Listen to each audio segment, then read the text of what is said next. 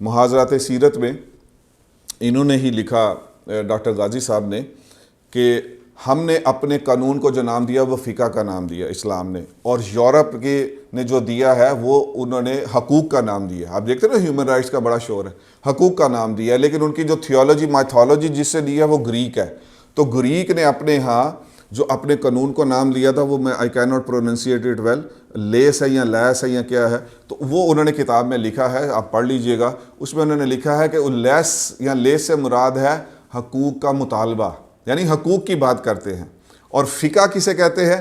فقہ کہتے ہیں معرفت کو، پہچان کو.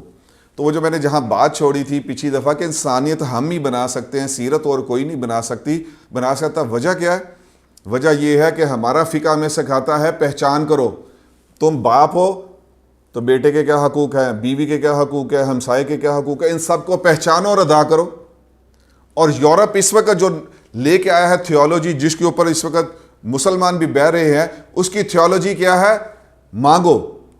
عورت میرے حقوق، اور تسی ویکھ لو مارچ دے وچ میرا جسم میری مرضی، یہ وہاں سے آ رہا ساری خرابی. عورت میرے حقوق، مرد میرے حقوق، مزدور میرے حقوق، آجر میرے حقوق، امپلائر میرے حقوق، امپلائی میرے حقوق، حکومت میرے حقوق، ووٹرز میرے حقوق.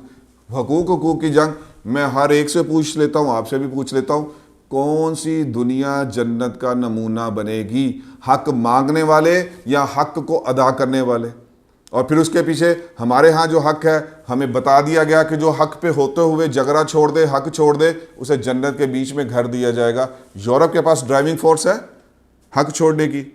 تو یہ جب تک ہماری نسلوں کو نہیں پتہ چلے گا، یونیورسٹی میں ایسے ہی برے حالات رہیں گے، اور یونیورسٹی میں ایسے ہی ہماری نسل جو ہے وہ کٹتی مرتی رہے گی. اسے پتہ ہی نہیں کتنی بڑی عظمت ہے.